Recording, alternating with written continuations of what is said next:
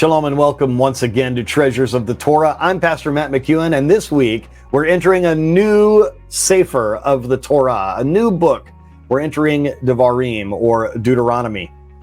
Now, in Deuteronomy 1:7, this comes from the wellspring of the Torah, a wonderful commentary that on my last trip to Israel with Rabbi Shapira, I picked up in a wonderful bookstore. It was like a treasure, this bookstore, in the middle of Mea Shearim. And it was a wonderful spot, and it was eye-opening. And we were actually there on election night and got into some heated discussions, let's just say. And we filmed it, and it's a part of year Aleph of the yeshiva. I'm just remembering that we actually were a little nervous for our safety for a moment there in a giant crowd. But getting back to the lesson here, while we were there, I bought this commentary on the Torah called the Wellspring of the Torah, and I treasure it. It's on the bookshelf behind me.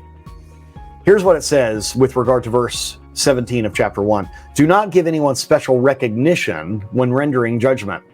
Now, the Torah explicitly speaks against taking bribes. And we all have an idea of what bribes are. You know, there's a law in my country against something that's known as payola. You see, back in the old days, it was difficult for a musician to get their music heard on the radio. And so a lot of times, special gifts or money or cars or things were used to bribe the disc jockeys so that they would play that particular musician's music. And it got to be so corrupt that the government stepped in and made it illegal. Still to this day, there are, shall we say, pay-to-play schemes where people still try to get around the law by giving certain gifts to DJs or certain privileges or whatever. We think we understand what a bribe is. Giving money or a gift, an item, a trip, a vacation, something like that. That seems like a bribe. But let's read what the wellspring of the Torah says about a parable about a widow. Listen to this. The great sage Rabbi Yehoshua Kutner had a widow come to him in the Beit Din, in the courthouse. She was weeping bitter tears, and she begged him to summon to the court a man she accused of having wronged her. She's seeking justice. Rabbi Yehoshua summoned the man to appear before the court, but then referred the case to another rabbi. He recused himself, refusing to preside over it himself. Why did he do this? He said, the Torah forbids the taking of bribes. And he explained, do you think that a bribe is only a gift of money?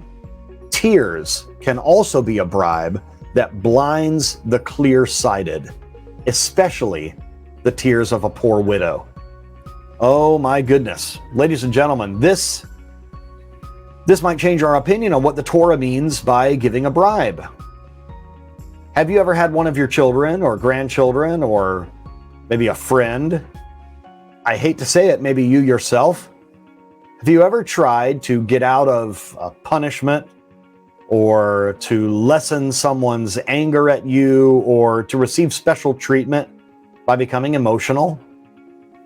By appearing hurt to arouse the sympathy of the person that you were talking to? This also, according to Rabbi Yehoshua, can be seen as a bribe. This is maybe a way that we have never looked at this scripture before about taking bribes. But I think this is wisdom. We can, with our emotions, attempt to manipulate people, and that is also like a bribe. As Rabbi Yehoshua says, if you are a person with any kind of heart, if you have any kind of feelings, tears can be a bribe that blinds the clear-sighted, especially the tears of a poor widow.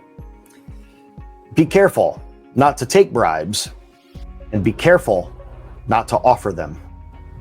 I pray that this message has been an encouragement to you and that your Shabbat is going to be filled with peace and with rest If you'd like to join me in the school where I study, you can go to shuvu.tv and fill out an application there and join us as we go through this adventure of learning Torah. Thank you once again for being with me. I'm Pastor Matt McEwen. Shabbat Shalom.